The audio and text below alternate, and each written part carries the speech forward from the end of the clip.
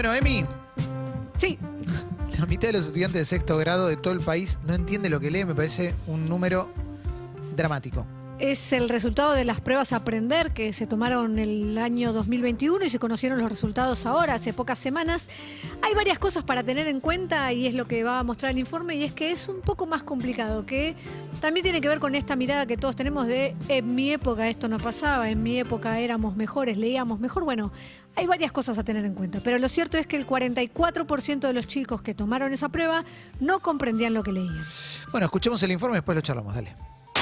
Otro cachetazo en materia de educación en la Argentina. ¿Por qué? Porque estamos con los resultados de la prueba Aprender del 2021. El cachetazo son los resultados de la evaluación que se hizo a estudiantes de sexto grado de todo el país.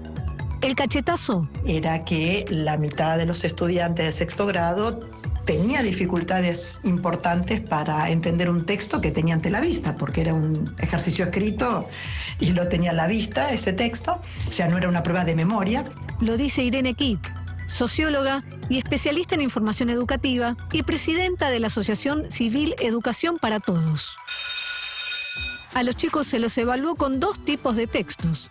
Uno literario Un trozo, una novela, un cuento corto, un poema, y uno informativo. es decir, una noticia, un artículo científico, un trozo de un manual, un relato histórico. ¿Qué tenían que hacer los chicos?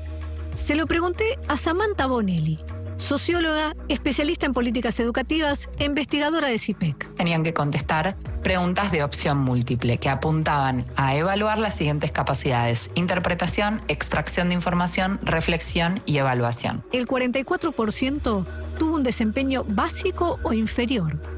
3 años antes, en 2018, el 75% de los alumnos había alcanzado un nivel satisfactorio. Bueno, eso que llamamos entender lo que se lee, esa capacidad de comprensión lectora, es algo que requiere muchos años de trabajo, de esfuerzo y de concentración y de dedicación. No es algo que se termina en segundo, tercero o cuarto grado.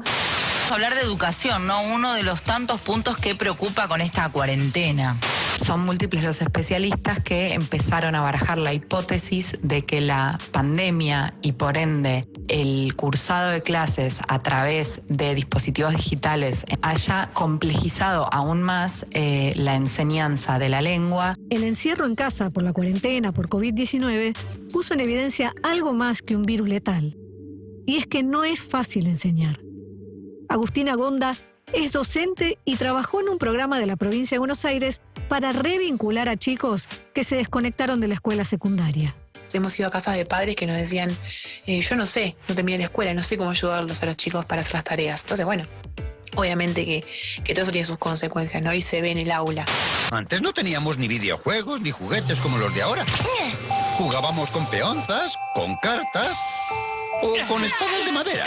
Creo que lo primero que hay que poner es un poco de precaución sobre decir, antes se entendía o se comprendía más lo que se leía, porque estamos poniendo de un lado de la balanza una evaluación rigurosa, con criterios acordados, con unas pautas muy precisas, y del otro lado el recuerdo que tenemos de cuánto y cómo leíamos y qué capacidades y qué calidad tenía esa lectura que nosotros teníamos. Hace relativamente poco tiempo, pocos años, que se toma este tipo de evaluaciones. Por otro lado, antes, En la escuela primaria se concentraba en pocas cosas. Se concentraba en lectura, en escritura, en salud e higiene y en civismo, entendiendo lo que ahora por ahí sería educación cívica, formación cívica, historia y geografía argentina. hoy la escuela está sobrecargada. Cada cosa que queremos arreglar le ponemos de educación vial, educación financiera, prevención de las adicciones, todo se lo ponemos a la escuela, que se convierte en trabajo para los docentes, y las otras misiones que le cargamos a la escuela, de contención social, emocional. Entonces, surge una pregunta. ¿Le damos el tiempo al docente para que pueda hacer este trabajo o lo estamos corriendo con un montón de cosas cuyo destino es el olvido y no le damos tiempo para crear esta capacidad de comprensión lectora? Ahora, Edna, recuerda, si le enseñas una cosa a un niño, el día habrá sido un éxito. La llegada de las redes sociales cambió la forma en la que escribimos. Que es un uso de la palabra escrita que se parece mucho a la lengua oral. Cómo abreviamos, cómo usamos emoticones para decir cosas que antes se decían con una frase completa, ahora uno manda un emoticón y reemplaza 10 palabras. Valeria Usamra es doctora en lingüística e investigadora del CONICET y trae otro punto a la conversación, y es la forma en la que procesamos la información a partir de las nuevas tecnologías. Leo de izquierda a derecha, de forma secuencial, poco a poco. No puedo captar la página completa, no puedo escanear la página completa. Sin embargo, el leer una página específica, el navegar por Google, llevan a un tipo de procesamiento diferente de la información. En mi época, eso no pasaba. Hay una teoría, es la de las 30 millones de palabras, que dice que los hijos de familias con más formación y recursos habrán escuchado a los 3 años 30 millones más de palabras que los que están creciendo en casas más pobres. Hay un estudio que muestra las diferencias en la capacidad de comprender textos en chicos que leen fuera de la escuela 1 minuto por día, 5 o 20. Los que leen 1 minuto por día llegan a enfrentarse a 8.000 palabras por año. Los que leen 5 llegan a enfrentarse a 200.000 palabras por año. Los que leen 20 leen en un día, los que leen 1 minuto leen en un año entero. Llegan a leer 2 millones de palabras por año. Y lo que se pudo ver es que aquellos que leían 1 minuto por día estaban en general en el 10% de rendimiento más bajo, mientras que los niños que leían hasta 20 minutos por día estaban en el percentil 90, es decir, en el 10% de rendimiento más alto. Pero para leer necesitas libros. Estamos entregando más de 8 millones de libros. Cada estudiante de primaria va a tener su libro, ya tiene de hecho, su libro de matemática y su libro de práctica del lenguaje. Silvina Birtz es secretaria de Educación del Ministerio de Educación de la Nación. Para que el docente no tenga que copiar un problema en el pizarrón, después el chico escribirlo en el cuaderno y finalmente cuando el docente quiere enseñar matemáticas se le acabó la hora y entonces ese tiempo precioso se fue en copia. Con libro en mano, igual hay un escollo enorme. Hay mucho desgano a nivel, sobre todo se ven los adolescentes, ¿no? Secundaria. No tienen proyectos de vida, entonces tampoco tienen un porqué. No creen que el esfuerzo los lleve a algún lugar. Bueno, no tienen un porqué. Entonces, lamentablemente no me sirve de nada estudiar. Salgo, trabajo, ni siquiera terminé la escuela, no tienen muchas ganas, hay que estar estimulándolos constantemente. En la Argentina, más de la mitad de los chicos menores de 14 años es pobre. En las pruebas a aprender, el 71% de ellos no alcanzaron el nivel básico de comprensión, mientras que en el caso de chicos de familias con ingresos altos fue solo el 8,6%. Esta crisis de educación viene desde hace bastante tiempo, entonces revertirlo de un día para el otro no es sencillo. Por otro lado, esto de la presión de mantener matrículas, de qué preferimos, que los chicos aprueben sin saber o que se vayan de la escuela directamente. Bueno, hay todo un tema con eso. La pandemia expuso lo que ya estaba roto. Hay chicos que han llegado a 4º grado o incluso a primaria, digamos, han pasado de 7º grado a 1er año, que no están alfabetizados. No saben leer y escribir, no tienen autonomía. El Ministerio de Educación propuso a las provincias que todos los chicos de primaria tengan 1 hora más de clase por día. Tucumán, Chaco, Santa Cruz, Catamarca, Entre Ríos y Tierra del Fuego ya firmaron el convenio. Tengo la sensación de que pusiste en palabras las consecuencias de un montón de alertas que venimos teniendo hace muchísimo tiempo. Y cuando se habla de crisis de educación aparecen un montón de vectores. Bueno, acá estaban todos juntos, o una gran parte de ellos, con esta consecuencia, con los chicos que no están aprendiendo. No sé con qué te sorprendiste vos, Emi, si es que algo te sorprendió en particular.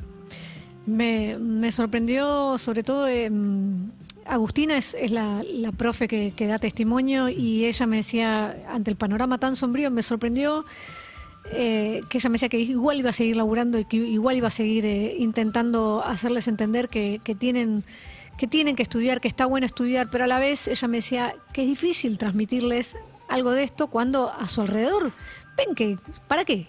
¿Por qué? El para qué es ¿A dónde terrible. voy? El para qué es terrible. Y me dijo una frase que era terrible. Me dice, cualquier cosa, me dice, nosotras de chiquitas, una pregunta típica es, ¿qué querés ser cuando seas de grande? Bueno, hay pibes que hoy ni siquiera se plantean eso porque cualquier cosa que quieran hacer es inviable, imposible.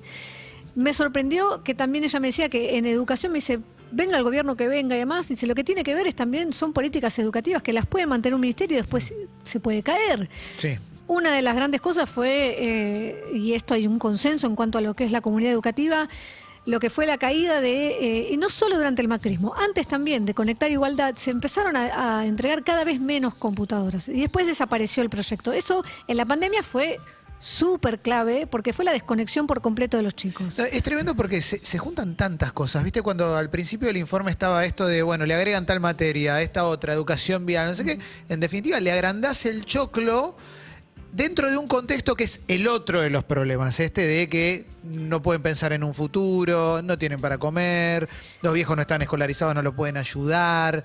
Todo eso arma un combo que ni siquiera es muy difícil, es como sanear el riachuelo. Porque es un combo letal y ni siquiera nos metimos con cantidad de chicos que todavía no volvieron a conectarse a la escuela después de la pandemia, los sueldos de los maestros, la forma en que muchos de nosotros tratamos a los maestros. Y que de repente, no sé si recuerdan, hubo una campaña en un momento, bueno, si no quieren ir a laburar, vamos nosotros los padres. No es fácil enseñar. Pero esa campaña no es payasada. Bueno, pero hay una idea de que, bueno, ¿cuánto puede, qué tan difícil puede ser enseñarle a escribir y leer a alguien? Bueno, es muy difícil. Es una manera de bajarle el precio a los Total. maestros, que también te da la pauta de la mentalidad que hay adentro de una casa y de por qué el pibe también sale como sale, en definitiva.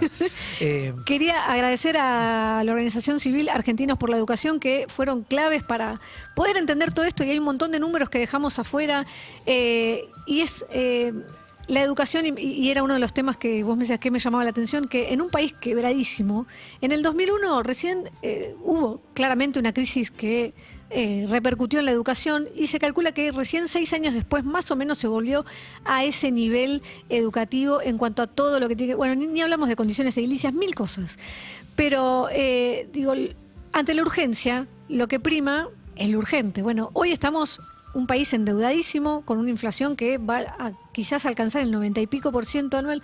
La educación queda totalmente rezagada. Muchos de los pibes que no volvieron al colegio fue porque tuvieron que salir a laburar. El informe obviamente va a estar ahí en el canal de YouTube de Urbana Play. Si no, sí, @emipizarro también, en Spotify también, por supuesto. Hay mucho, en Todo Pasa. En un ratito van a estar los chicos de Rayos Láser tocando aquí. Y mucho más también. Dale.